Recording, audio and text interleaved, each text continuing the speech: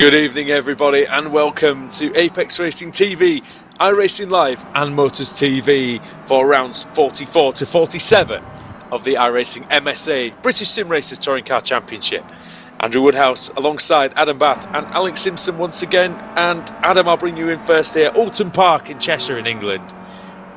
Track's looking beautiful out there and these Kia Optimas are going to have to fight hard if they want to be successful on this classic circuit. Pretty tight circuit here at Oulton Park in Cheshire. Not too many overtaking opportunities as we've seen in various Kia series in the not too distant past. These drivers are definitely going to have to make sure that they're right on the money in qualifying right now and across the evening, because it's going to be very difficult to advance any positions during the four races. Alex Simpson, iRacing World Championship driver, welcome along, mate. You've raced here at Oulton Park many times yourself over your iRacing career. It's a great circuit and it really does have to be respected as well. Love this circuit and spent many races here in the IndyCar, the old Dallara 5 spec car, I think it was. And I absolutely fell in love with it. They're just a great combination of a bit of everything really that you want. And the island circuit, well, it's got a couple of little shorter sections and tighter hairpins, so you should, in theory, open it up for a little bit of overtaking going in there with the Kias tonight. But I think, like Adam said, it's still going to be quite tough to overtake. Adam, it looks like Ashley Sutton is getting some good quality practice in for his real life escapades here shortly. The British Touring Car Championship does go to Oulton Park either this weekend or next weekend. I can't remember the date. I should do really, but he's showing his form right now because he is currently top of the qualifying tree. So the racing here tonight will surely put him in some good stead for that race meeting. The ability to see where you can overtake, possibly either out of the island hairpin down towards the chicane, or maybe even into that corner. Yeah, I think there's some good overtaking opportunities on this circuit. Alex, it looks like the drivers at the moment quite a bit slower than they were in practice. That'll be down to just wanting to get a banker lap in, because this is a difficult circuit. Very easy to get like an off track and invalidate your lap around here as well, just pushing that a little bit too much. So, and in quite contrast as well, it's easy to mess up a couple of corners, and you can lose so much time through the chicane that you need to go out there and push again. So lots of time on the table just for really attacking this circuit. Adam, would you be able to take us through who's leading the championship after the previous round? So we've still got penalties to take into account. A few penalties still haven't been finalised yet from the previous race meeting in Lime Rock Park, but the championship looks like this for the moment as it stands. Stelin Shepelevsky leads Michael Schalbach by 41 points. Wojciech Savidovic in third, a long way back, nearly 100 points behind Schalbach. Then it's Simon Field in fourth, Richard Gore in fifth, flying the flag for Apex Racing. Sim Racer in sixth with Alex Malensky. Pete Newman up 4 positions to seventh after a great race meeting at Lime Rock. Jamie Rushworth up 5 places as well into 8th. Paul Smith down 1 to 9th, still leading the Pro-Am drivers though. Jamie Fluke in 10th. Over in the Pro-Am standings we've got Jamie Fluke leading Roy Ververke by 132 points. Then 191 points. Adam. What did I say? Jamie Fluke. I said Jamie Fluke. You see, it was on my mind there. Paul Smith leading the Pro-Am standings with Ververke in second. I'm sure he'll be grateful for that. Yeah, I'm sure he'd be insulted as well, the fact I referred to him as a Pro-Am driver. Jay Wright in third, Nick McCarron fourth, Laura Bond fifth, Matt Bunn sixth, Liam Atkins seventh, Scott Malcolm eighth, Craig Evans in ninth, and Andrew Whitehead in 10th. And then in the team standings, we've got Alphala Tech leading Apex Racing by 386 points. Racer with CQR up into third, getting their act together gradually as the season goes on. Simpson Racing fourth, Friction Racing fifth, CQR Academy leading the Pro-Am teams in sixth, Sim Racer seventh, Engine All Direct eighth, Collecting Motorsport ninth, also Mech 10th, Spicer Hart 11th, Mainland Racing in 12th then. Alright, Alex, many of the main names are still up at the top of the championship after about a third of the season, exactly a third of the season gone in fact. And however, there was still quite a few drivers who we expected to be at the top of the tree who haven't quite got their act together yet at this point in the campaign. Yeah, like you say, I think there's a few that Adam pointed out that have done some pretty large jumps that have got themselves into that into the showdown positions, and I think we'll see a few more of them starting to work their way up there as the course of the season goes. Like you say, third of the way through, long season, a long way to go, and I hate to say this expression, but I do expect the cream to rise to the top by the end of the season. It would be great to see some obviously some new faces in there this time as well, compared to what we had from last year's championship. But I do think the bulk is going to be, kind of what we expected at the start of the season. They're starting to come strong now. Like I say, the people like Baker, we want to see him get back up there. Had a, shocking few weeks, but I dare say he's going to get himself back up there. He's just too consistent not to. Do you think that some of it might be just a little bit of bad luck, or do we think there's a bit of a hangover from last season in some cases, or?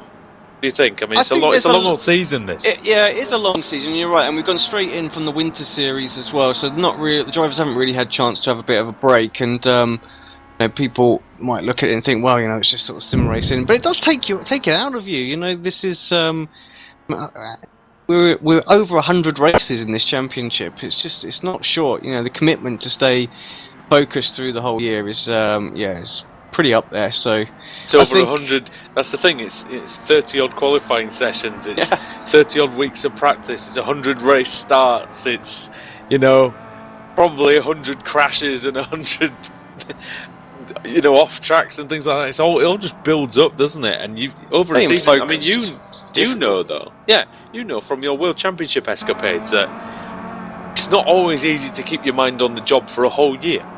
I mean, that's only 16 races, and and it's tough, And right now, the focus isn't quite there for me like it was at the start of the season as well. So, sometimes you just need to take a step away for a couple of weeks, reboost your batteries and get back at it again. So, and I think that's probably what we've had with a couple of these drivers, and there's been a couple of really good sort of standout newcomers as well that have really mixed it up and have sort of shocked them a little bit. So, combination of everything going on out there at the minute.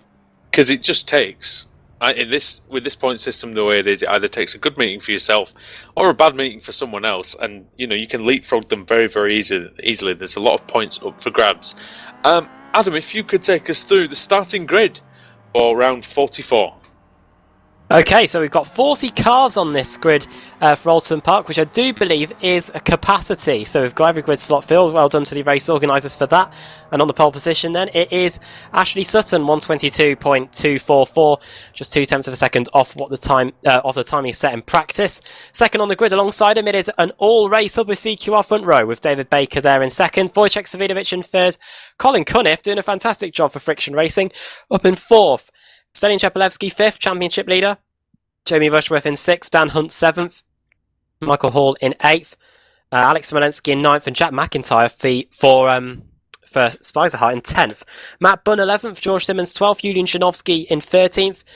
Richard Gore's in Paul Smith is in 14th. Richard Gore 15th. Jamie Fluke 16th. Sorry, can I just point out this tiny gap between Paul Smith and Richard Gore?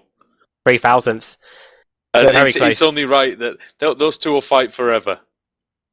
It is eternal, I think. Yeah, Jamie Fluke 16th, 17th, Michael Shelvack, second in the championship. He'll need to up his game in race 1.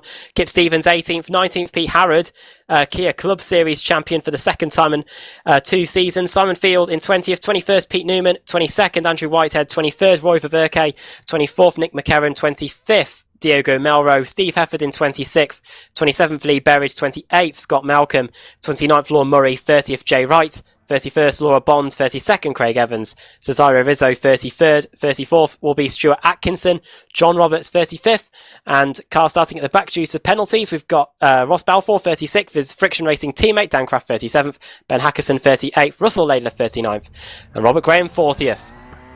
Good work again, Adam. Alex, some fast cars at the back there. Yeah, absolutely, and they're going to come through. Well, I don't think they're going to come through as quick. This race 1, it always seems to be less overtaken. Everybody's qualified where they sort of tend to be. So they're going to struggle, I think, this first race. I think their objective really is going to be try and get into that top 25 spots and see if they can get themselves a decent reverse grid spot. 4 race-up cars inside the top 10. And that's pretty ominous for that team.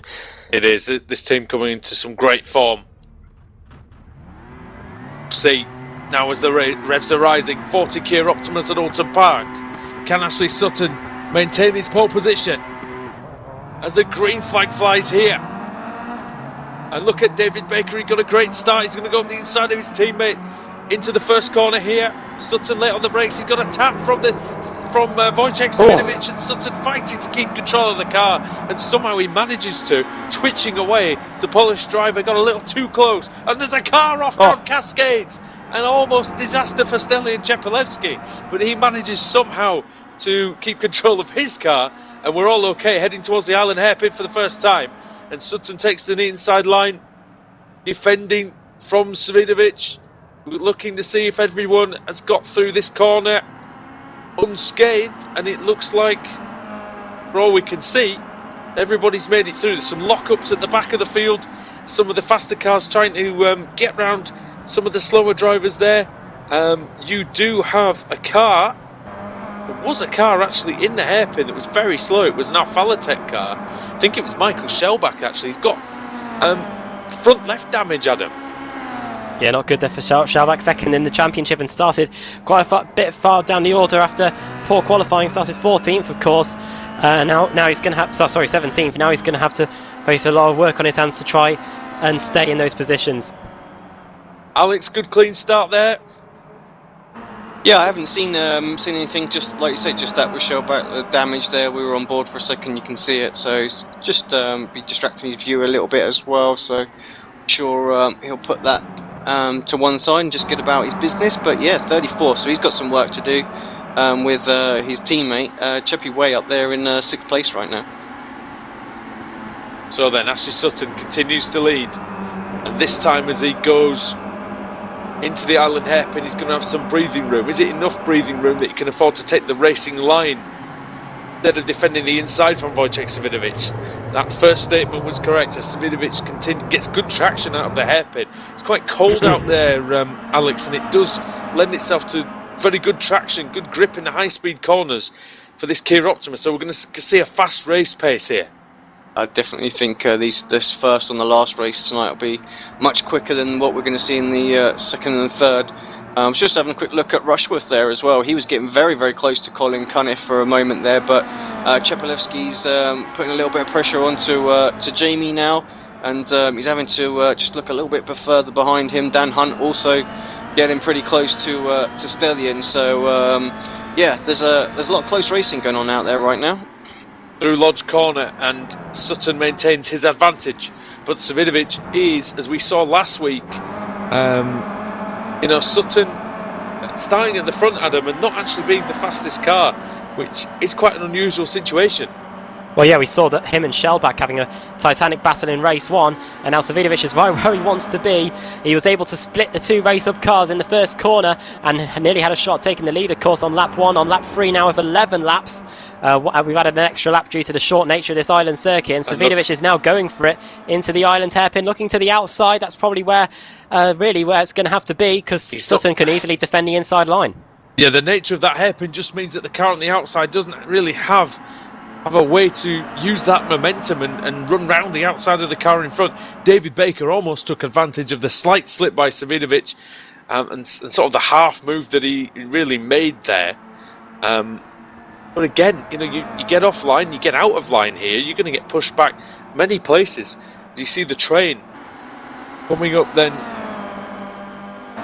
into Druids, double apex right-hander.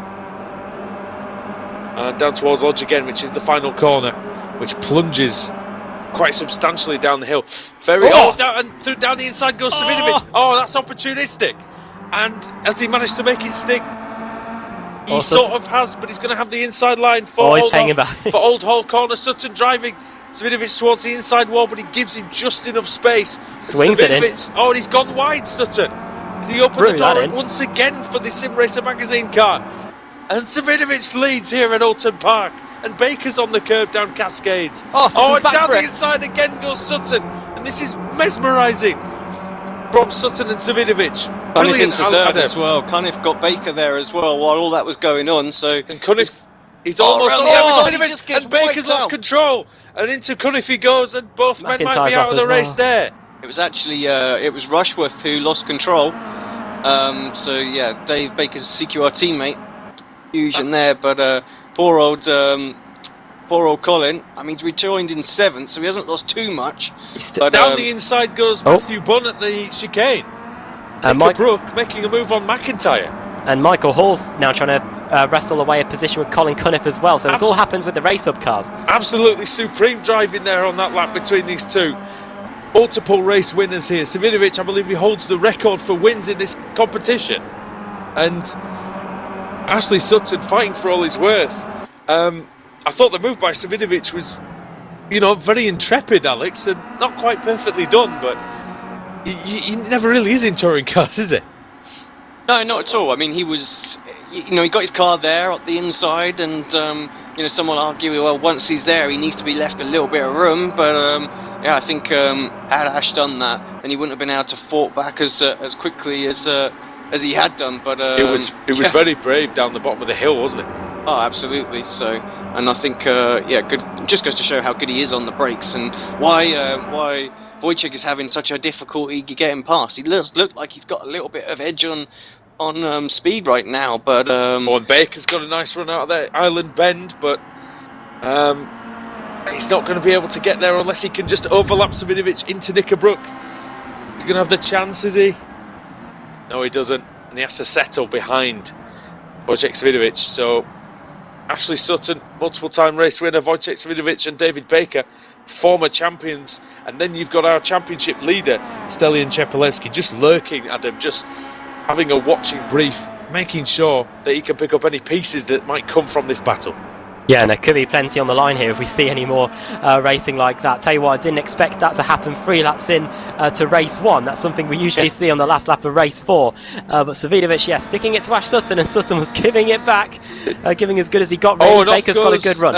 Off goes Alexander Smolensky, into the gravel at Lodge Corner goes Smolensky. So problems there for the Bulgarian. Of course. And he's cut across. Goodness me, that wasn't too clever, Alex. No, he's just trying. Why, Alex? Oh no, he's hit the apex car of Jamie Fluke. Jamie won't have any of that as well. With the red mist, Simmons has got a slowdown. I think he cut the course at Old Hall Corner. Smith up the inside of Smolensky as well, and so is Richard Gore. Those two, of course, Paul Smith and Richard Gore, still inseparable after qualifying. And Alex Smolensky basically put 2 wheels onto the grass going into the final corner. Smolensky very late on the brakes. Manages to get there. Gore just has a slight overlap, but Simmons isn't finished with this either. Got relegated a couple of positions via what looked like a slowdown penalty. Didn't see the incident, but I imagine so. Into Knickerbrook. There's a sim racer car defending there. That's Kip Stevens defending from, I think that's Pete Harrod in the CQR Academy car. 2-time Kia Club Series champion Pete Harrod. Also on Apex Racing TV, of course. And after a good lap from Sutton, Adam, it looks like Savinovic has just reeled him back in a little bit again, as we've got 5 laps to go after this one. Yeah, let's have a look at the lap times then. Coming across the line, Ash Sutton 1:22.764. Wojciech Savinovic 1:22.538. So 0.2 of a second quicker there, the season 6 champion over the MG British Touring Car driver. And going into Cascades, we'll see what the former champion can do. David Baker there in 3rd, Stelian Chepelevsky 4th, Dan Hunt 5th. Sutton will have to have all his wits about him here to make sure that Savinovic doesn't get past. Just having a look a little bit further down the field, Russell Laidler's made his way past Scott Malcolm, and also just behind that you've got Lon Murray being tested and pressured by Stuart Atkinson, and Atkinson's down the inside into Cascades. And he makes that, and that's a nice move from Stuart Atkinson. So for Eclectic Motorsport, who've had a bit of a indifferent season, really, thought about having a look down the inside of Rizzo, and actually he's going to get there because the Italian was slow through the apex, and just almost quarter-panelled there. In fact, he was, but Alex, he managed to survive that. Yeah, we don't often see him survive those incidents, but.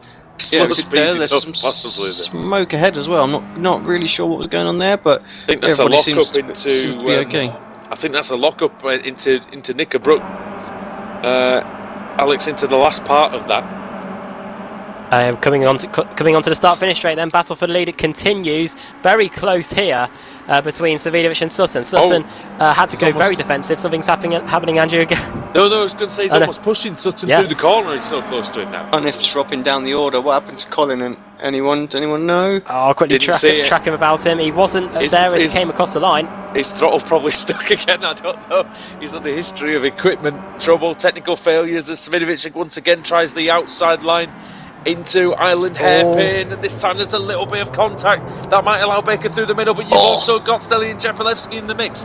And there was very nearly more contact, Alex, as he avoided turning Stelian Chepelevsky into the wall there. Yeah, absolutely. He would have gone through there, I think, Baker, but he just got that little tag from Cheppy there and just killed all of his momentum. So the opportunity to take second place just snatched away. Colin Cunniff had a connection problem. Oh, okay. We haven't mentioned Daniel Hunt, Adam, at all, but he's at the back of this pack. He's always there, ready to pick up the scraps, but it may be that the scrap's going to start now as Savidovic is going to have a look down the inside into Lodge corner. Doesn't go for it. And Sutton covering his defensive driving. For all we've raved about his overtaking and his late braking, his defensive driving's very, very good. And Savidovic, now he might need to take the opportunity, but Sutton once again just covering enough of that inside line to make Savidovic think twice about diving up the inside. And that's such a skill, Alex, learned over many years, really, how to position the car perfectly. Yeah, absolutely. He's doing it absolutely outstanding at the moment. So he made that one mistake earlier on, which he was able to recover from very, very quickly. And you're right. He's just not. He's not missing. He's just not missing his apexes. That's the thing. He's got that drive out of the corner there, and is that going to be similar to what happened with Thompson and Plato at the top of the hill there in about 1998? I remember that. Almost had an incident like that there. Had to push onto the grass. Oh, there you go. That's something that Sutton will have to do in the touring car race at the weekend in the real life series. Got to be and forceful there. Got to be forceful there because Sutton obviously took the tight apex and Savidovic was able to get a good run on the exit, but there was just no way through. However, Savidovic, credit to him, he's trying this way and that to try and get the move done. He tried that late lunge into the final corner.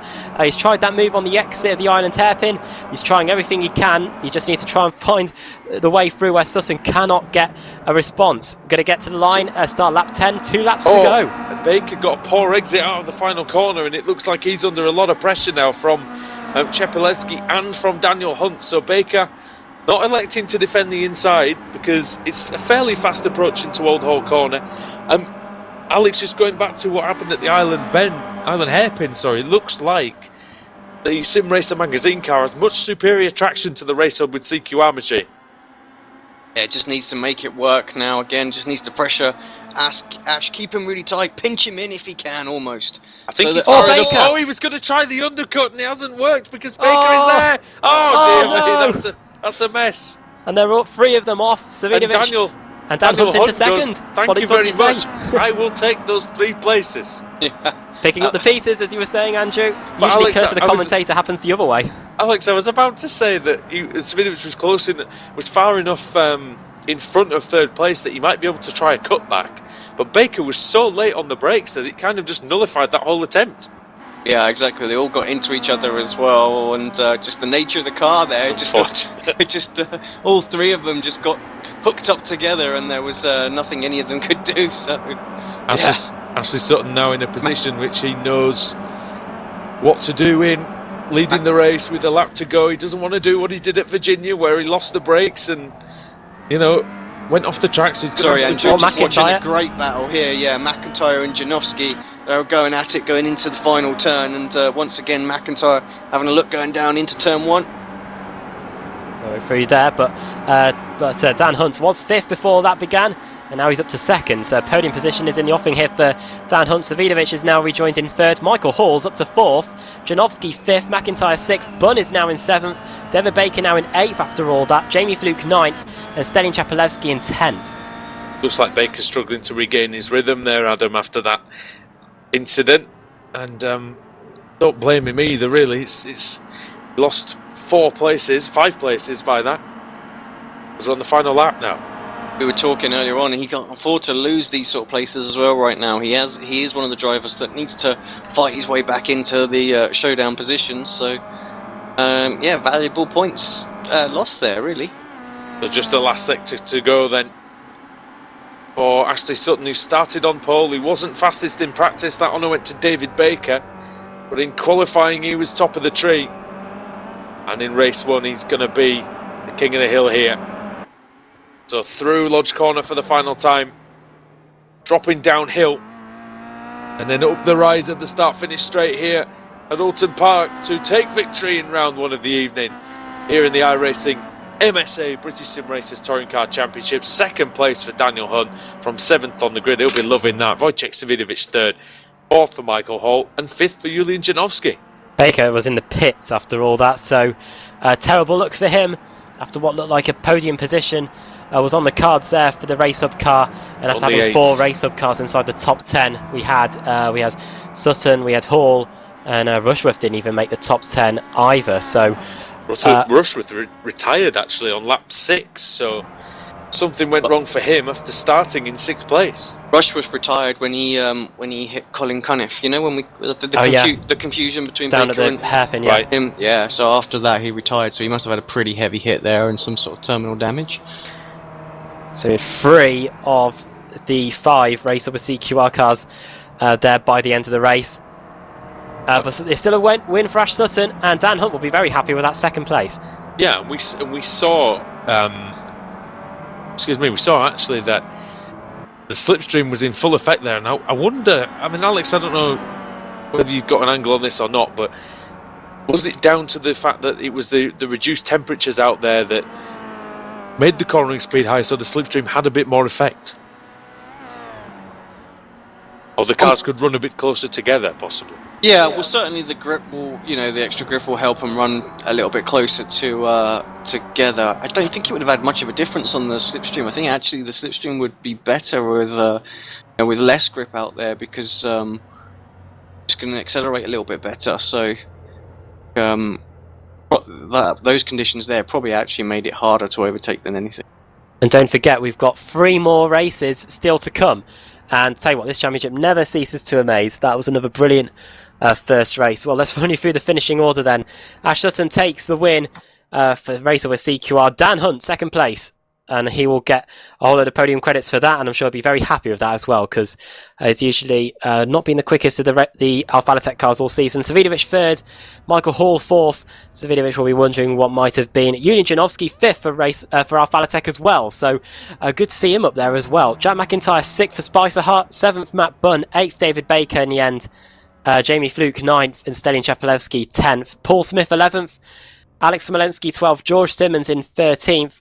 Richard Gore 14th, Simon Field 15th, Kip Stevens got 16th, 17th for Pete Harrod, a consistent run there from the new Kia Club Series champion, 18th Pete Newman, 19th Andrew Whitehead, and Roy Ververke finished in 20th, 21st Diogo Melro, Nick McCarron 22nd, 23rd was Steve Hefford, 24th Lee Berridge, 25th Jay Wright, Laura Bond 26th, Michael Shellback 27th after that trouble on the first lap, Russell Adler 28th, Dan Craft 29th after starting at the back of the grid, 30th for Scott Malcolm, Lorne Murray 31st, Cesare Rizzo 32nd, Ben Hackerson 33rd, John Roberts 34th, Stuart Atkinson 35th, Rob Graham 36th after starting last, Ross Balfour finished 37th after starting from the pit lane, and then 5 laps down Colin Cunniff after suffering that connection problem, Craig Evans who was out after 6 laps of the race, and Jamie Rushworth of course had that contact at the Ireland hairpin. Yeah, and another time to emphasise just how close the field was. Top 28 covered by 20 seconds, and even in an 11-lap race on a fairly short track, that's still a good achievement. Good performances at the front, and actually when you look at Daniel Hunt, not only does he need podium credits, but he still needs the points. He's not.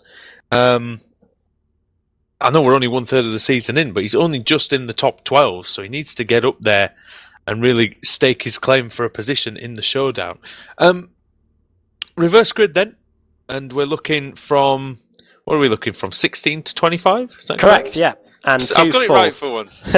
And two full spaces. For those who don't know, who are new to the iRacing BSR TC, we'll spin the wheel of fortune, and the lucky number that gets drawn on that will go on to pole position for race 2. There are also 2 full segments where all the point scoring drivers will be reversed. So that will go all the way down to Ross Balfour in 37th place. So without further ado then, Adam, can you take us through the people who'll be hoping for their numbers to come up? Yeah, the drivers that are eligible for the reverse grid are as follows: Kip Stevens, Pete Harrod, Pete Newman, Andrew Whitehead, Roy Ververke, Diogo Melro, Nick McCarron, Steve Hefford, Lee Berridge, Jay Wright, and Ross Balfour. So over to Alex to spin the wheel for the first time tonight, and we will set the grid around 45. Here we go then. Had some falls in recent I was about to say, we've had times. quite a lot of falls, so... Will Ross what Balfour's pit lane start garner a pole position for race 2? Reach a full, looks like it's just going to be close to 21st, 19th place. And that is Andrew Whitehead, who goes onto pole position for the second race of the evening. Alongside him on the front row will be Andrew Whitehead, and then the other Pete. Pete Harrod will be 3rd, Kip Stevens 4th, and Simon Field in 5th. Pete Newman will be alongside him, Yes. and he won't be alongside himself. No. He might be beside himself if he doesn't win the race, but yes, he won't be alongside himself on the grid. Sorry, Adam. Thank you for pointing all this out. It's all right. It's all right. Unless I'm very much mistaken. But is the car sound? Is the car? Unless my eyes deceive me, the car is sounding rough. Yes. Andrew Whitehead, then he'll be very happy to go onto pole position for Eclectic Motorsport, and he'll have Pete Newman alongside him. Don't go anywhere, guys. We've got 3 races coming up in the iRacing MSA British Sim Racers Touring Car Championship on Apex Racing TV, iRacing Live, and around the world on Motors TV. We'll see you in a bit.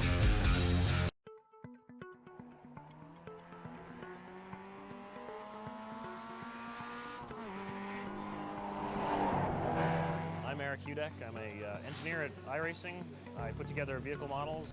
Started earlier in the year with a partnership with Mazda and Long Road Racing Engineering, where they supplied us with access to the car data, access to their drivers to allow us to put together really high-level vehicle model, and it's turned out really well so far in the development stages.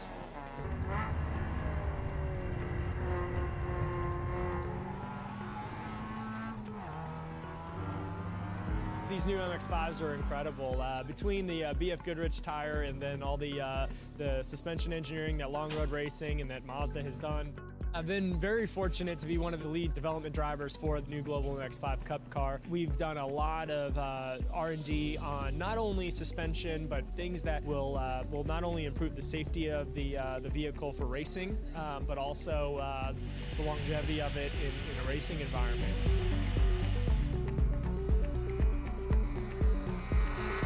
A couple fun aspects have been for us, not only on the suspension development side, but the virtual world side with iRacing, actually mirroring some of the same, for instance, damper settings or brake pad changes that we've made for different compounds and such, and then we'll actually mirror that in iRacing. It's incredible to me how similar both when we were driving the car on the test day and then we're on the sim, that we're actually able to make changes in iRacing to the damper valving, and it correlates exactly to our findings on the racetrack. It was quite interesting. It was sort of the first time in iRacing where we developed a car in the sim along with the manufacturer and a race team. Generally speaking, a team or a manufacturer will send us a data dump of information covering everything from tires to aero if the car is set up that way, all the mechanical bits. The big difference is those cars are generally already in production or already racing, and this go around it was essentially from scratch.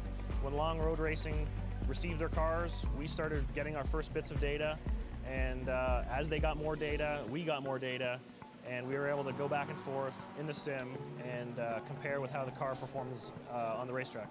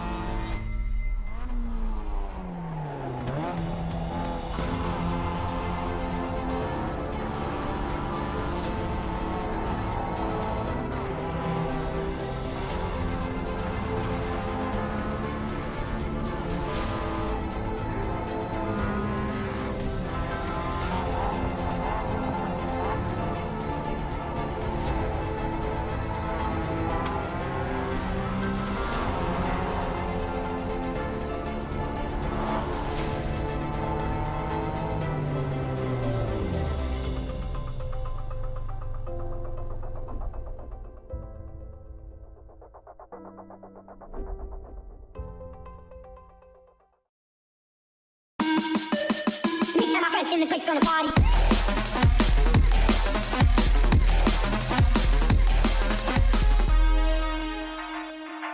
You.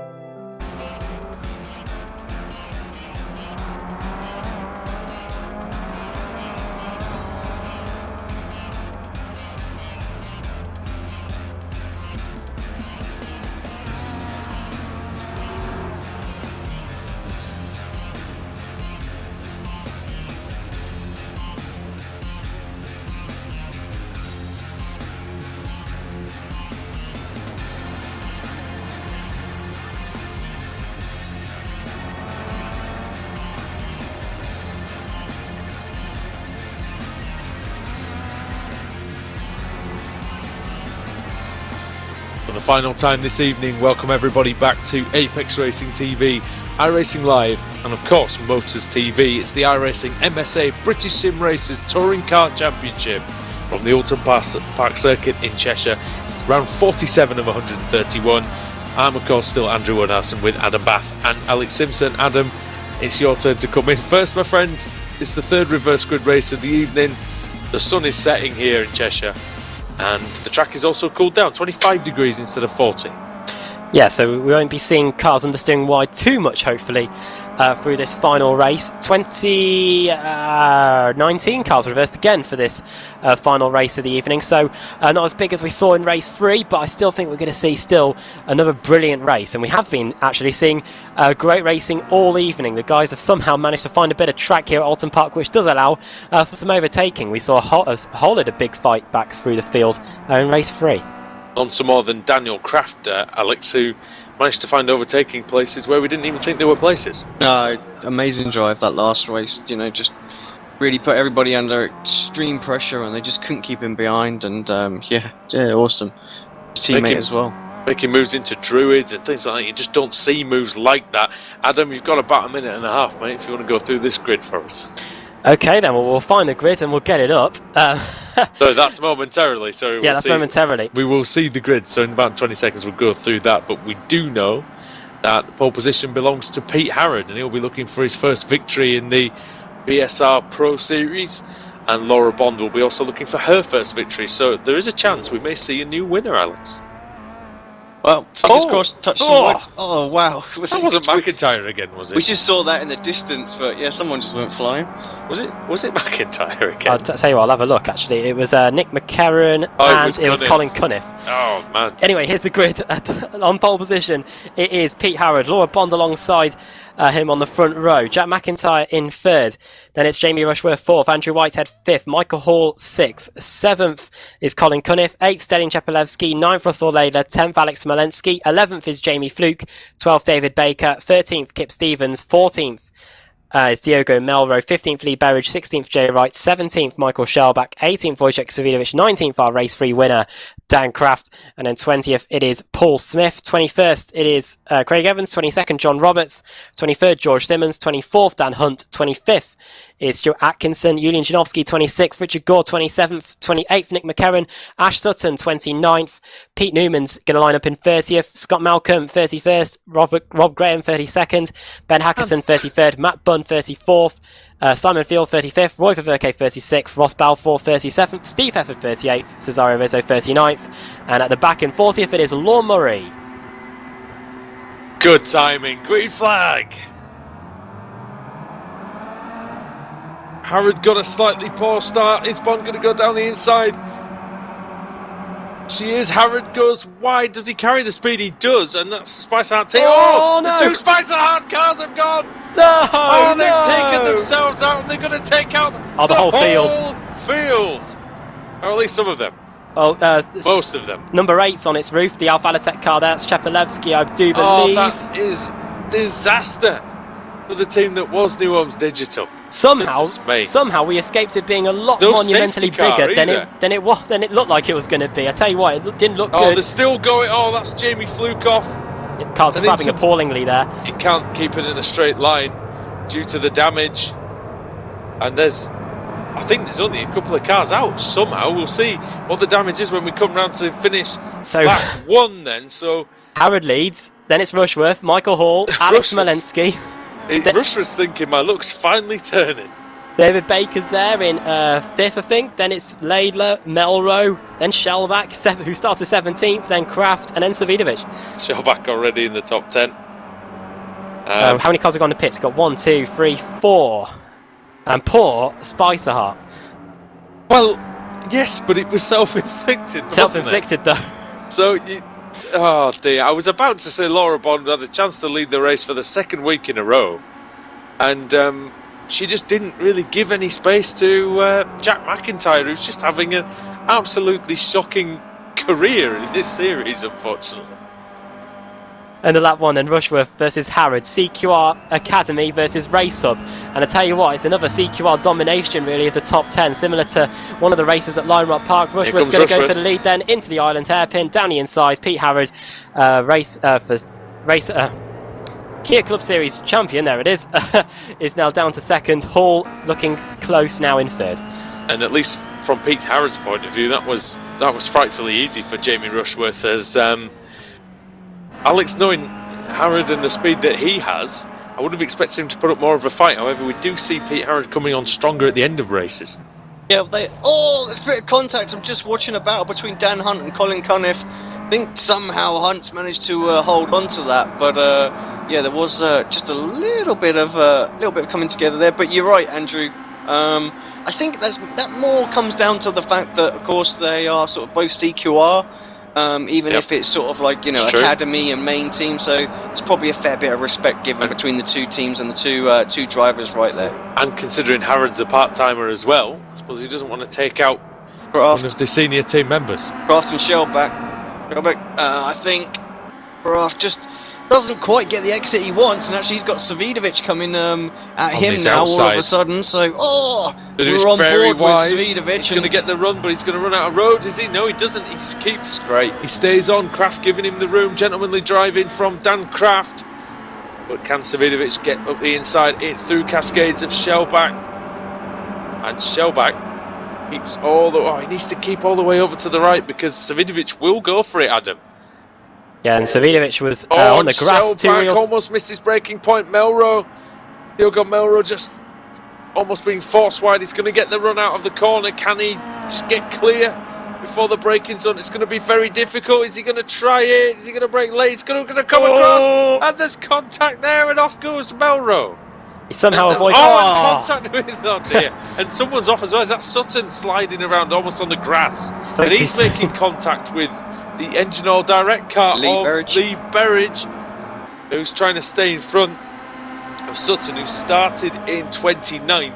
He's up to 15th. It might be higher than that at the moment. And Sutton switching through Drew, is losing the back end slightly. Savidovic on the move, trying to get past Shellback into the final corner. Shellback covering the inside. Kraft is now back on the scene. He wants that position back where these two changed positions a lap ago.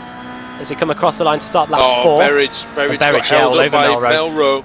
But that's going to allow Sutton. Surely Sutton's going to take 2 for 1 here. Down the inside. Does he get it stopped? That's lovely from Ashley Sutton, but he's not quite clear Diogo Melro. Melro's going to have the inside for Cascades. We saw Sutton pull a great move in on the inside of Cascades. Can he go around the outside? And is he going to hold that line? Yes, he is. Brilliant move by Sutton. And that's Sutton into what is now 11th place. On the inside goes Cunniff on. Contact Berridge into Melro. And that's put Berridge back a couple of places. Paul Smith then almost got his nose chopped off. Craig Evans now trying to get past Colin Cunniff. A bit of quarter panel touching there between those two as we head towards Islops. Kraft as well. Down Kraft inside. and Savidovic just up on screen right now. They were side by side as well. Hunt's still there lurking in the background, and we know what he's like with that as well. He picked up all those places earlier on to get that P2, so he's hoping for much of the same again. Baker will be hoping to repeat this, Adam, but he does have slightly different track conditions to work with, almost vastly different. 14 degrees track temperature as the sun gets lower and lower in the sky in England. Yeah, completely different really. Hot temperatures of course in race 3. Cooler temperatures here as the day comes to a close here at Oulton Park. Battle for what is 4th between Alex Smolensky and David Baker. Baker trying to join his CQR teammates up at the front. Smolensky putting up a good fight here. Then Russell Laidler there. But the battle we're really focusing on is between Shellback and Savidovic, with Kraft and Hunt in there for good measure as well on lap 5, going down towards Cascades. Yeah, this one's got championship implications as well, both in the top 3 coming into this meeting. Savidovic not going for the inside and Alan hairpin. Lock up from Shellback. And Savidovic actually making a little bit of contact with him, but that might allow Daniel Kraft a nice run down towards Hislop. Can he do it? Not quite. They've got to stay in line, but know that there's going to be some action coming here, Alex, between these 4 drivers. Any minute now, it's just starting to really brew. I think one of them's going to go for a move. I think the minute Svidovic goes for a move on Shellback, then we'll see everybody try and see if they can capitalise on that, as well as Hunt has a little look as Wojciech makes a little mistake, and sorry, it was Kraft was having a little look on Svidovic, and then Hunt just nipped in there and said, well, thank you very much, I'll take that. Will indeed. Daniel Hunt up to 9th place, realising on the error, and Svidovic trying to capitalise on Michael Shellback, Adam, but it's very difficult to find a mistake from Shellback. Yeah, and these two are lapping identical lap times as well, so it's going to be tough for the Season 6 champion to try and find a way through. Here's a little look up the inside into Cascades. This might give him a good run coming toward the island's hairpin as we're at the halfway mark of the race. Shellback will cover the inside line, but Svidovic will go to the outside. We've seen moves done this way. Shellback late on the brakes, makes the apex, and here comes the other Alfa Latek car of Hunt to come up the inside on the exit. Svidovic has got a good run going there around the outside, Andrew. He might get a good run here coming towards the chicane. Yeah, he may even have a chance at Michael Shellback, but I don't think he's quite brave enough or possibly foolish enough to try that at this point in the race. Only lap 6 of 11 here at Oulton Park. It's race 4 of the evening. It's round 47 of 131 throughout the season. We're going through to the late months of winter here in the iRacing MSA British Sim Racers Touring Car Championship. It's Jamie Rushworth leading from Pete Harrod and Michael Hall. And Alex, you can tell us once again for everyone at home how they can get involved in this great action. Yeah, head on over to BritishSimRacers.com. From there you can contact the admins, join the series. Small entry fee to pay to get involved on there. Of course, you need to be an iRacing.com member to do that. Head on over to iRacing.com, funnily enough. Use the promotional code PR-BSRTC. Get yourself a wheel and a pedal set, something like a Logitech G27. There are, of course, other brands out there. But yeah, that's the one that just comes to mind. Pretty cheap. You can pick them up on eBay and all that sort of stuff. But yeah, you could be racing in no time. Other auction sites are available. Yeah, okay. Doing very well there, am I? I'd be no good on the BBC, would I? No. Well, there are also other television channels available. We'd have to make it fake brand names in that case. I'm just going to go for a generic soft drink after this race as Jamie Rushworth leads. Nothing generic about this performance from him. 4th on the grid. He started, and 1st place is his currently.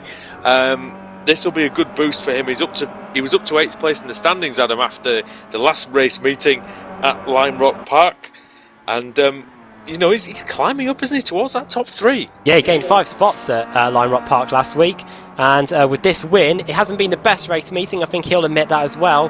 But getting this 1st position at the moment in race 4 definitely will still keep him in and amongst the guys at the top of the championship. Cunniff then past Melrose. Oh, there's contact there actually as well. Craig McLeod-Evans got into the back of Diogo Melrose after he was overtaken by Colin Cunniff for Friction Racing, and just behind them you see Pete Newman. He's coming under some pressure from Julian Janowski, as Janowski has a look down the inside, can't quite make it stick for Alfa Latek. Newman goes a little wide. He's pursuing Lee Berridge, who seems to have been a bit of a punching bag in this race. Oh, down the inside, he's looking into Cascades. He can't quite make that stick. all running out wide there. Lee Berridge and Pete Newman. Julian Janowski joining them for company as well. He had a few problems in race 3, had contact with Alex Smolensky actually, around the outside into the island hairpin. That's brave, but I think Newman's going to come back up the inside, and there's nearly a bit of quarter panel there. Sorry, just watching Ben Haxon as well. Sorry, Andrew, just watching a great little battle going on between Simon Field and Rob Graham. Field almost got his braking wrong and went into Paul Smith there, but just about managed to sort it. Berridge is dropping down the order, guys. What's going on? So it's happening with Lee Berridge. He was in... Sure, has he been disqualified? Was in 15th. Oh, he was hit at the hairpin.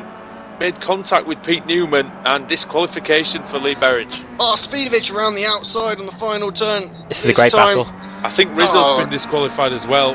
And here comes Kraft up the inside of Svidovic, coming on to lap 9.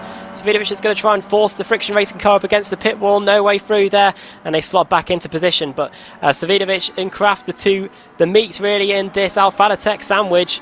Svidovic had the slipstream, and that's probably what saved him, in fact, from Daniel Kraft. But we've seen in the last couple of races that Daniel Kraft's been able to pull some moves in places where other people haven't been able to. So we'll see what he's got up his sleeve once again. He tries to pass the Polish driver. He goes around the outside, but that's not really. We've seen that doesn't really work because you don't have that mid-corner grip. The inside line, Alex, at Island Hairpin is much shorter than most of the other corners. Yeah, absolutely. He's made it work on other drivers, but you know, when you're up against the likes of Shellback and Svidovic, Contact, I think. Little bit of netcode, I think, between Cunniff and sorry, not Cunniff, Kraft and Svidovic. Sorry, yeah. This is a friction racing car. But yeah, Shellback now has that breathing room over Wojciech Svidovic that he needs. He's probably going to bring this one home in 7th. Paul and Howard getting closer as well, just 0.3 of a second back from them. Hall not using all of the circuit there going into that final turn, and just wonder why. It's strong races from the both of them, though, Alex, and I think they both need that. Howard and Hall. Yeah, I wonder if Hall's kind of just content to sort of sit here in a podium position and just put the pressure on and see if Howard makes the mistake. Of course, Howard, we know, is the Club Series champion, so he's pretty accustomed to having a fair bit of pressure out there. Yeah, it's a tightly contested series, that as well. But Howard, don't become a two-time champion, Adam, if you don't have this racecraft and you don't have the skills to fend off such tough competition as Michael Hall. And I tell you what, this is a very impressive debut from Pete Howard, a podium in race 2 and running 2nd in race 4. I know you can say that the reverse grid does alter things, but he's keeping up with Jamie Rushworth, only lapping about 0.4 of a second behind him. So this is definitely something promising for Pete Howard, and also showing the strength of the CQR Academy as well. Battle for 4th place is on. Alexander Smolensky trying to defend from David Baker. Baker's had a good race up from 12th to 5th, Smolensky from 10th to 4th, and they've got Rusty Laidler just behind them as well. Laidler started at the back of one of the earlier races. Oh, and now he's having to move to the inside, Smolensky, because Baker did get a nice run through Druids. Not quite nice enough though, not quite close enough to really put the hammer down and get past, or at least alongside Alex Smolensky, to give himself a chance. Because really, Alex, you mentioned it earlier, that's what you have to do here, just get alongside and you've got a chance. And you really need to be alongside on the inside as well, which is why we've seen some of the driving tonight has been very aggressive with the defensive moves to get over to that inside to cover it off, because it's very, very difficult to get a run around the outside anywhere here. He's going to need to defend again here, Alex, I'm sure, as Baker's surely going to have a look up the inside if he gets the chance. I don't know how he's not gone for that. Oh, in fact, he gave him a little tap. The old bump and run from David Baker. Smolensky's not going to appreciate that, and he doesn't appreciate Russell Laidler trying to get through as well. Final half a lap then, and up the inside goes Laidler into the Hislop chicane. So Smolensky will be late on the brakes, turns in, contact's made, and another contact. Oh dear me. And here here less comes contact between Cleland and Soper back in the day. Yeah. But here comes Russell. There, I think. Shellback The through. man's an animal. But here comes Jamie Rushford through Druids. Problem for Dan Hunt, we saw going through there as well. Lost himself a bunch of positions down to 11th. Dan Kraft once again gaining some spaces from that one. Here's Jamie. Here comes Jamie Rushworth then over the line to take the final race of the evening here. As the sun sets here at Oulton Park, it's Jamie Rushworth that rises through the championship standings and takes a win. Well, Hall's slowing down, and it's to allow Baker through to 3rd. Ah, okay. Team orders there at CQR, it does make sense. Michael Hall's down in 18th place, Baker is in 14th, but Baker is the stronger driver over the season. Bozo finished at the line between Smolensky and Shellback, 4 thousandths between them. And 4 tenths between Alex Smolensky and Daniel Kraft there. Smolensky ahead of Shellback. Oh, ahead of great little Svidovic battle way and down Kraft. here as well. Huge gaggle coming across right now. Diamond Field right in the middle of that. It's an Apex car and a few others as well. Timing sheet just gone all over the place for me, so I'm not really sure where they all finished.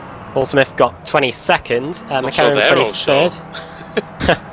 Hackerson 27th.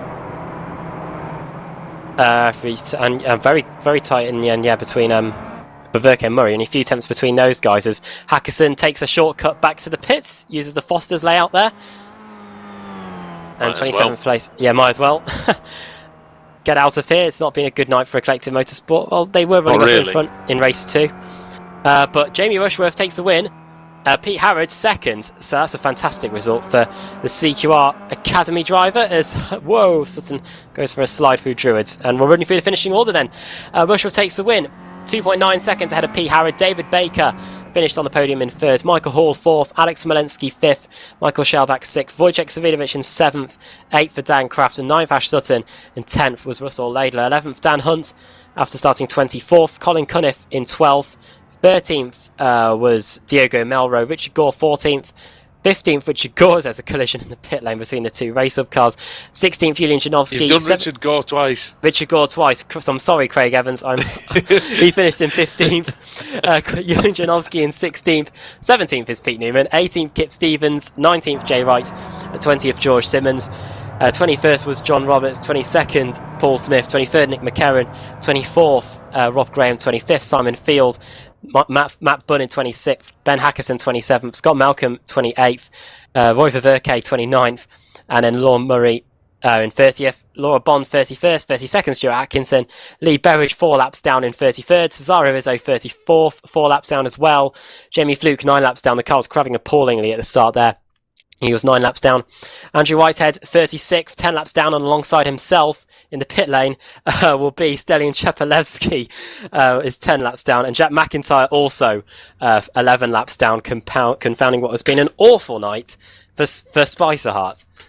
Yeah, and that race was the ultimate in awful races for a team. 2 drivers hitting each other. We've seen it with that very same team at Lime Rock Park a couple of years ago, and Adam, I'm not surprised you. There were 2 Richard Gores there. There were 2 Richard Gore buttons on the reverse grid wheel, and the sheer amount of wacky backy being smoked in your residence around you must be affecting that. I don't know what you mean. Oh well, what a race meeting! I have to say, great job by everyone, because I think Oulton Park, even though it's similar in narrowness to Lime Rock Park, I thought there was going to be less overtaking here, but the drivers were able to find it. It was a great meeting, and Oulton Park, it always provides good racing. We've seen it before, and we've seen it today. And in the first race, Adam, the slipstream was really in effect, and that didn't allow Ashley Sutton to break away, did it? And it provides some great racing in the top 10. Oh yeah, that first race was brilliant actually, and Savidovic sticking it to Sutton right from the get-go at the end of lap 3, going up the inside, and Sutton desperate to get the lead back, doing it so into the first corner and then losing it before getting it back into Cascades. And yeah, great first race, and then it set the tone really from then on really. Race 2, another brilliant one there, great victory in that one, and then race 3, great battles at the front again. However, this time the guys at the front were able to break away quite easily. The battles were really going on for second on back. And then race 4 there, once again, and a crash at the start. Did break up the pack quite a bit, but we still saw some great racing there at the end. All right. Well, we're going to stick around for a little bit here on Apex Racing TV. We're going to go for a little break. But after that, hopefully, we will hear from some of the championship contenders. So, from all of us at the iRacing British Sim Racers Touring Car Championship, we'll see you again in a few minutes' time.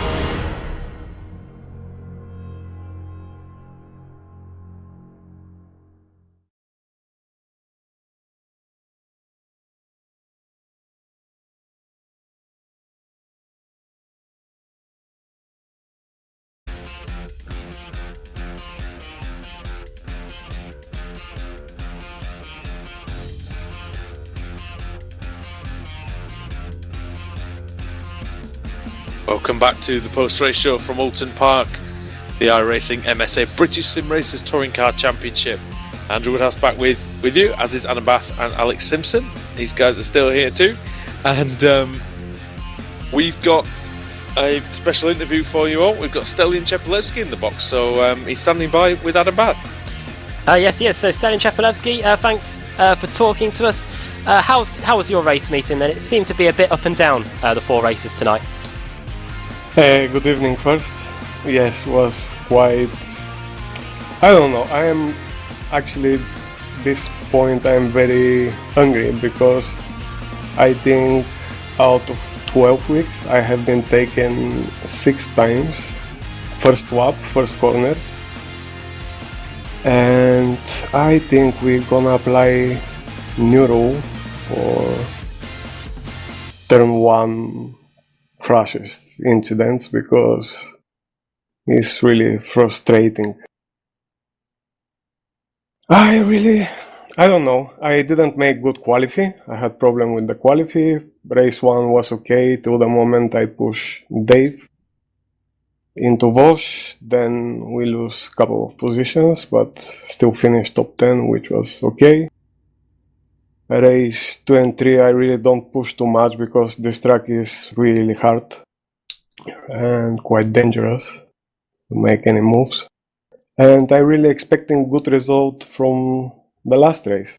I was ready to push really hard, but the race finished just in turn 1.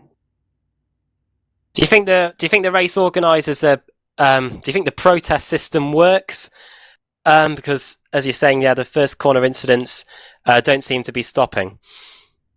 Yes, definitely works. I think last few weeks everything goes better and better, and people are careful enough. Okay. Sorry, just 1 second. But I don't know. Maybe I'm not very sure, but I think always the last race is the big incident on turn 1. Maybe people are tired, or I don't know. Well, it seems to be a good season so far for you. You were leading the championship going into this race meeting, so you can take some confidence away from that because it took you a long time last season to get a win. Yeah, definitely. Last season I didn't have time to prepare myself for the races, so I wasn't able to fight with Katz, Job, Bosch. They were really fast. But this year I have a little bit more time. I prepare good for every single race.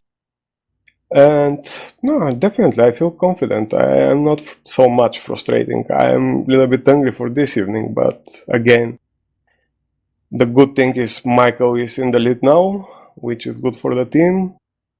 And I feel quite happy for my season. Sorry, I was just going to say, you obviously got about 2/3 of the season left, and got a few tracks which I know you're strong at, still to come. So you must be feeling confident in terms of being able to turn the good form into some more race wins. Yeah, we work really hard to take podiums, to have some points for the showdown. And I think we think most for the team than the private championship. We work as a team. Actually, the 5, we have every single race 5 cars. We help a lot each other. And yes, that's why we're in the lead now. Well, and of course, that is where the big money is to come at the end of the season. So, thanks very much, Stelian, for joining us. Alex, have you got anything for? Well, I just want to say it's been good 2016 actually for you so far, Stelian, because obviously last night you wrapped up the iRacing Championship for Season 2 as well, I believe. Yes, definitely. That was really good championship for me because out of 12 races, I was 12 times on the podium. Well, let's just hope the run of form continues for the rest of 2016 then. Yeah, thank you very much, guys. Cheers, Stelian. Delian Shepelewski there, and he's going to be one of the championship contenders for sure, heading into the second part of the season, which we're not quite in. We've got 131 races. We're only at race 47, so still a good few weeks before we go there. Do we have any other victims that we can? Got Wojciech in the box with us. We don't have anybody else from the top three, unfortunately. Oh yes, Wojciech is here. Sorry, yes. Ignore me. One of those evenings, I think. This is it. This is true. Watch, welcome to the booth. Cheers. How was just talk us through tonight first. How's how's this meeting been for you? Looked like you had some fun out there, some great battles all around. I'm not entirely sure what happened. A couple of the middle of the race, sort of race 2 and race 3. Mine's like a sieve tonight, but it looked like it was a good meet all round. Oh yeah, it was definitely a very good meeting. I finished all the 4 races. Had a good qualifying lap, so yeah, all I could ask for. And the fighting up front was just really, really fun. I must admit, one of the funnest, most fun weeks I had so far.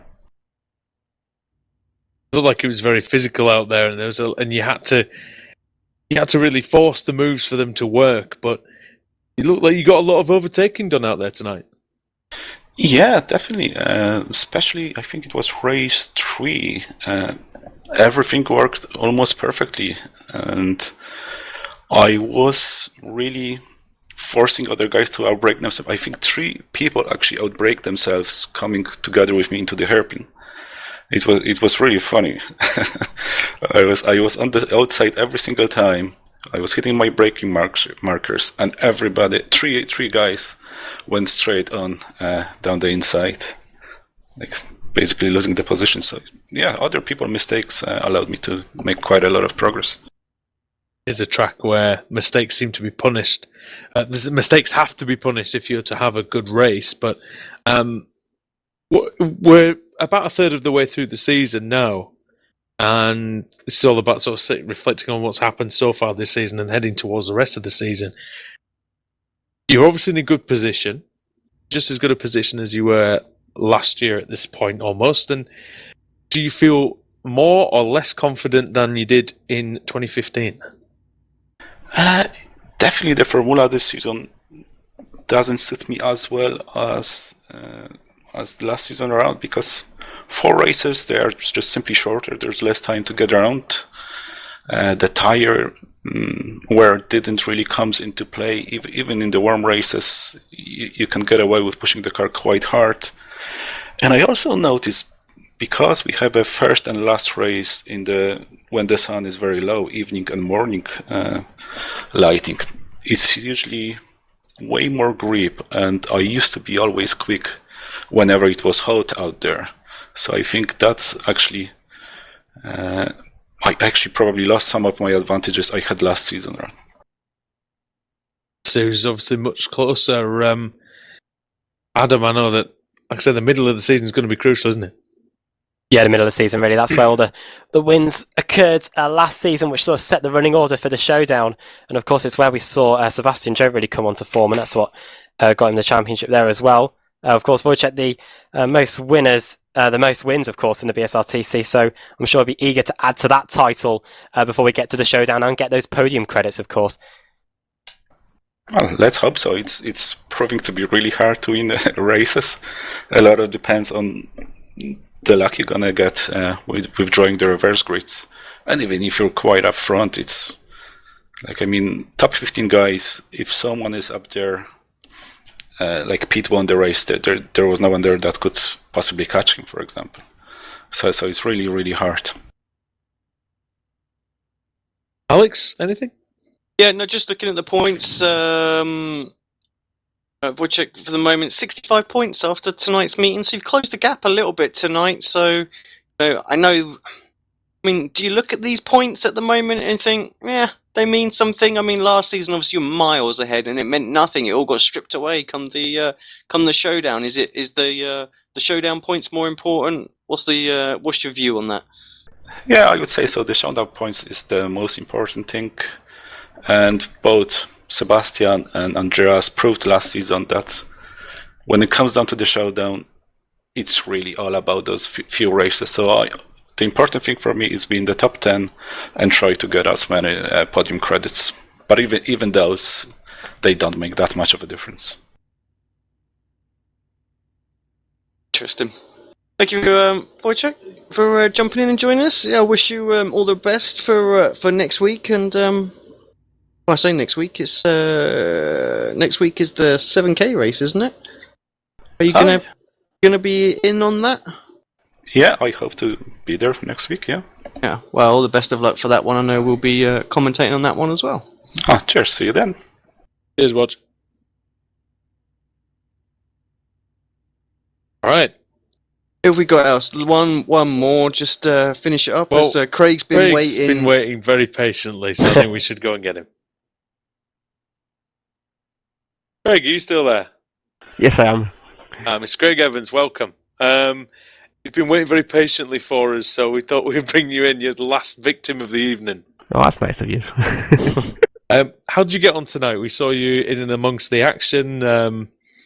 You had a little identity crisis, or Adam thought you were Richard Gord number 2. But apart from that, it seemed to go okay. Ish. Yeah, no, that was I was quite happy with tonight's races. That's my best performance since round 5 at Donington. So I've had a bad stint. So I was quite happy to get some good performances and bring that to an end finally. With I think I got the top in the AM for that last race. I was quite pleased with that.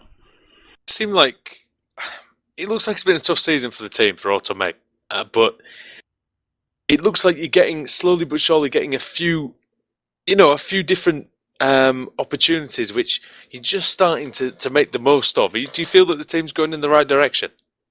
I think we are, yeah. Pace-wise, we're slowly catching up with everybody. I think we've just been a bit unlucky, just ourselves making mistakes, getting caught up in incidents and whatnot. But Scott especially has been quite lucky with the reverse grids. He's had quite a few pole positions from it, so it's just a case of all of us capitalising on when we're given those chances, really.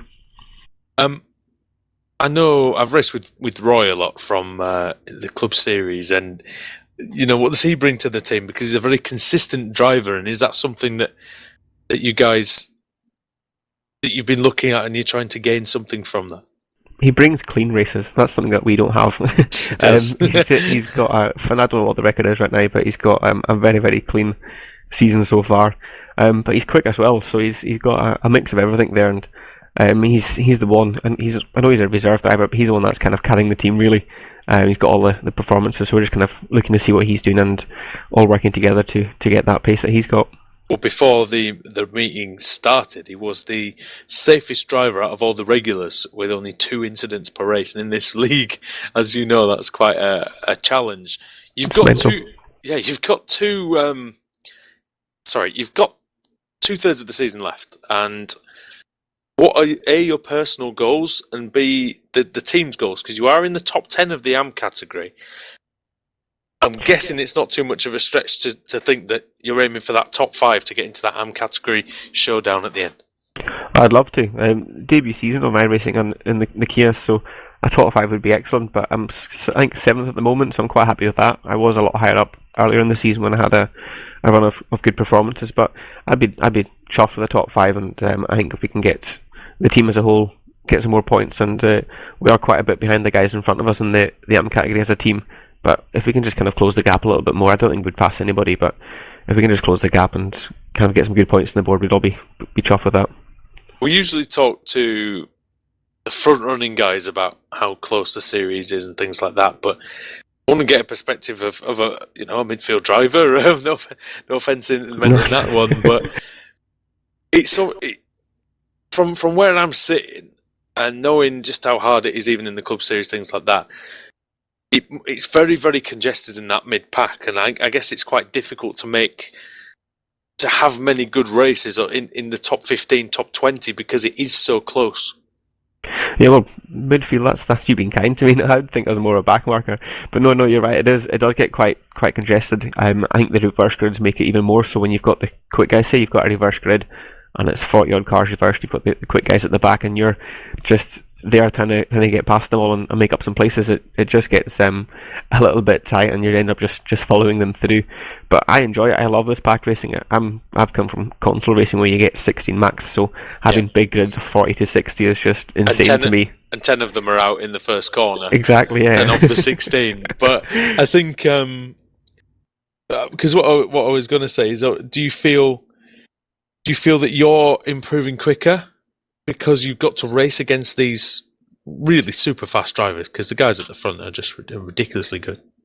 I think pace-wise, I'm gradually getting there, but racecraft is something that I think has improved a lot more, because I've never had close racing like this in a massive pack, so trying to keep it clean, not hit people, and just make little moves here and there. I think I've improved that a lot more, but pace-wise, that's something that's kind of still to come, and that's what I'll use the practice and qualifying for. Look at the guys that are setting the quick times, see what lines they're doing, where they're braking, and just kind of pick it up as I go along. But for a first season, I'm quite happy with what I've done so far. As Alex, we always mention about driver development, and things like that, and we like to see that improvement. And Craig's one of these guys who's new driver to the car, relatively, and can you see that progress happening? Little pet thing that we always keep an eye on, isn't it? No matter what series it is that we cover, and it seems to always translate well in every iRacing series that we broadcast in the past. The new guys come in and they struggle a little bit to start off with, and they gradually build up their pace and improve. Like you say, as the racecraft improves and get more familiar with the car and everybody else that you're racing with. And Craig's doing exactly the same thing right now as well, and we'll keep a little eye out and see how it goes. I mean, there's an awful lot of races still to go at the rest of the season, so it'd be great to see what the results were like at the start of the season compared to what they are right at the end. Yeah, and that's the thing. It's all about constant improvement. Craig, I'm just going to ask you one more question before I give you over to Adam for a little while. Montreal in 2 weeks' time. What are your experiences of that circuit previously on iRacing, if any, and B, what are you thinking you can get from that meeting? I'm actually quite looking forward to Montreal. I've never done it on iRacing. I've actually still got to buy that track, so I'll get that done and practice. Make sure you do that. Yeah, I have to do that. Incidents in the past where people haven't bought the track. So No. Well, the last time, I don't know. The last time I raced it was probably an old F1 game, probably on the PS2 or something. So it's going well back. So I'll have to have a bit of practice and get back up to speed. But no, looking forward to it anyway. It's a track I've raced before, but something I need to experience in iRacing and in the Kia as well. That's going to be interesting. Right, awesome. Adam? Oh yeah, Craig, at Automecha, only 2,000, but 2,000 points behind the leaders in the Pro-Am teams, which is CQR Academy. Have you not too far behind to Collecting Motorsports, so there is still an opportunity for the team to get some prize money for the Pro-Am Championship. Yeah, all you need is just a couple of bad races for them and a good few performances from us, and that's us there. I think it's 900 points behind them, which sounds a lot, but over the course of, we've got about 100 odd races left. That's it's not really that much when you come to think about it. I think if I look back at Donington, it was the one race you guys weren't there. I had a cracking race almost. I was one corner away from my first win, and I had a wee incident, but we'll gloss over that. But it's performances like that, just kind of strong results. Maybe one of us can get a win here or there, and that's all we need. A slip up from them, something good from us, and we'll be right on them. Well, it's been a Luckily for you, that will never exist. That race meeting. It's a disappointment, but happiness at the same time. Just final thing for me is that are you able to gain 2 positions in the Pro-Am Championship in the championship after this race meeting? So signs are looking good for the team. Yeah, no, happy with that. I think that those last couple of races there helped out, and I think Scott and Andy, the two that I jumped, or might have been Liam, I think they had the best of outings, so I have them to thank for that. But no, the last couple of races I managed to make up some places and just keep my nose out of trouble, so I was happy with that. Yeah, up to P7. You're about 300 points behind Laura Bond in 5th, so I'd imagine that's the target for you. Craig, thank you for joining us, mate. It's been a pleasure to have you, and I'm sure we'll see you back at some point later on in the season. Excellent. Yeah, thanks so much for having me, and a shout out to Automecha as well for the team sponsorship. Good work. Catch you later. Cheers. See you later. Craig Evans there. We'll run you through the championship standings at the end of tonight's race meeting. Michael Schellbach now leads the championship after The angry man, Stalin Chepalevsky, now falls to 25 points behind his teammates. Wojciech Savidovic, 65 points behind Shellback in third, only 40 points behind Chepi. Alex Smolenski's up to fourth. Richard Gore remains in fifth. Simon Field drops down 2 places to sixth. Pete Newman remains in seventh after taking a win earlier tonight. Dan Kraft up 3 places to eighth after a brilliant evening for Friction Racing. Well, hit for him anyway. And Jamie Rushworth in ninth with David Baker in 10th. Yeah, and we've seen that Race Up with CQR gradually just creeping up the standings, and they'll be there or thereabouts at the end. Alex, we're at the mid-season break now. Week 13 is upon us. Obviously, we're very excited for things like the return of Imola, of course, or the debut of Imola on iRacing. But at this point, who do you see as the big surprise of the season, and who do you think is, without being too serious, one of the disappointments so far? Or let me quickly scramble to the updated table just to sort of see who I would expect to see right up there, but not. Racer with CQR for one. Yeah, well, certainly in the team championships, I think we all sat here and said, "Oh, they've got to be right up there, surely." They were the clear favourites, weren't they, at the start of the season? And they're doing a great job now as well. They seem to be clocking in the points. I mean, the race earlier on, they just pretty much most of the top 10 in there with that and their academy team. So definitely going to be right up there. I mean, I'll be honest. I think the standout driver for me this season, like the kind of breakthrough, is Richard. And I'm not saying that because he's an Apex driver at all. You don't get as much controversy on the Facebook group because somebody should be a pro driver after they haven't won the AM championship the year before, and the other driver that did is still an AM, but all of a sudden has stepped up halfway through the season to be made a pro. If you haven't made a massive leap, he has made a huge leap, and I still think that's a load of rubbish, by the way. Well, yeah, me too. I think that is that's that. But we won't speak too much about it. But you're right. Fifth place, amazing. Absolutely amazing so far in the championship. I really hope that he sticks. This rest of the season goes exactly the same as what it has done.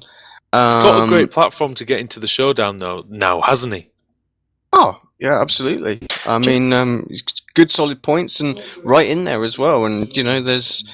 I mean, it's still close. That's the thing. You look at the gaps between them all the way down until sort of like 15th place. It's still very close. So anything could happen. A few bad race meetings, and you could drop out of the top 10 very, very quickly. I mean, Dave Baker back into the top 10 after tonight's rounds as well. So had it been not for tonight, I'd have probably said, I would have expected him to be in there, but he had a couple of ropey races, not his usual consistency, but he's right back in there again, just showing that, after a few good meetings, he can bounce back. I don't really think there's a driver that I would say has disappointed. I'll tell you what, there's one, and, and that's really, is probably Kip.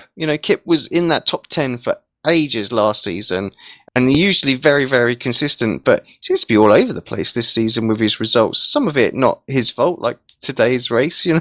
Nothing he could do with the instant there, and shot him way back down to 26 in that race. But yeah, just used to seeing him fighting more towards the front and being involved in the reverse grids and up there. But yeah, it just doesn't seem to doesn't.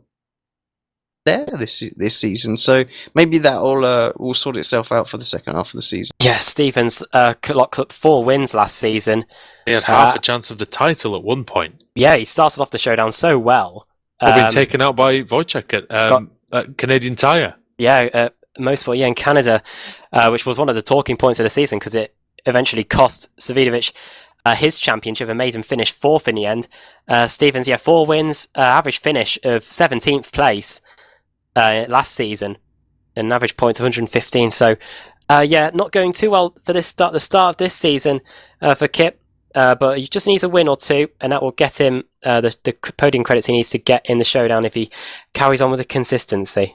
I'm going to echo Alex really and say that Richard is the driver so far that I think has performed above expectations. I will say the other one is probably Chepelevsky, yes, to a degree, but he was always he was always a contender, wasn't he, Cheppy? He was always in and around the race win, or at least the top 5, top 10 in nearly every race. So for me, yes, he's done very well, but I would sort of say it's not so much a surprise as a something you just notice. You go, oh, Stellian's up there, and that's great. I think you can say the same for Shellback as well, because even though he only did 27 of the 96 races last season, he did get a win in that time, and he had an average finish of 10th along the way as well. Yeah, did he not win the last race of the?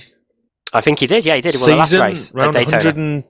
Round 102 of last year's epic confrontation. But I will say Paul Smith is the other one as well. Who I know he's a mate of mine, and we raced together before and things like that. But I think he was in 9th before this meeting. He's gone down to 14th after this one.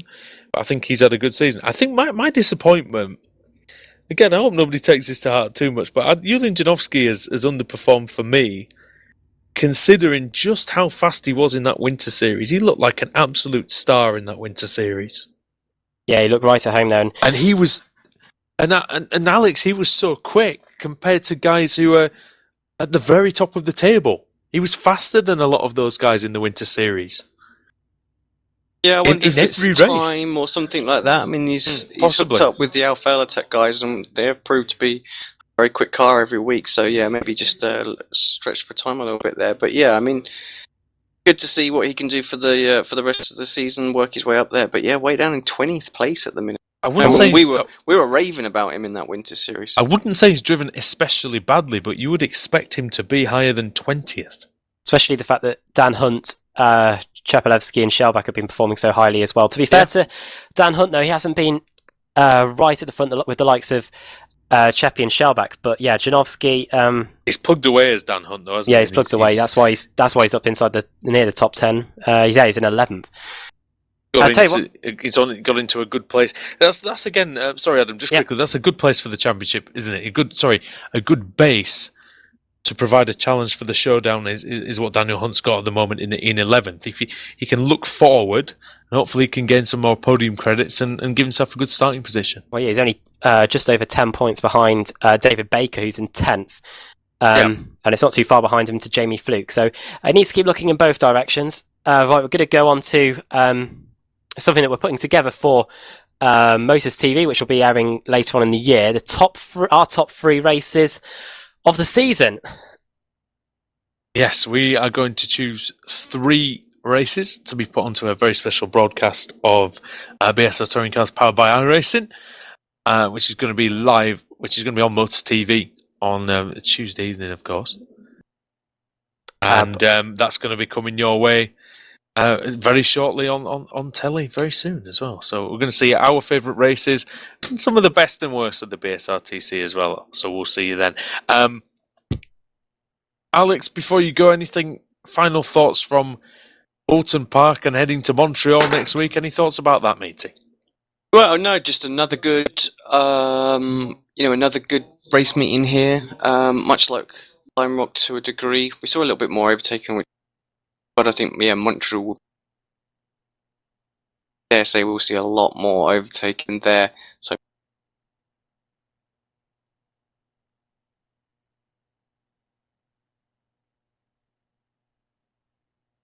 Just lost you for a little bit there, mate, I think. Sorry. Just saying. You just went Montreal, there'll be some more. Oh, okay. And then silence. Montreal, I think we'll see, be quite a contrast to what we've seen today and the last few rounds. A lot more overtaking. All right. Quite exciting, I think. Looking forward to that Canadian track in 2 weeks' time. I'm going to be racing for Apex Racing in that one as well myself. So you're going to have Alex went around there. Alex and Adam too. I loved it so much the first time. I'm going to go back there.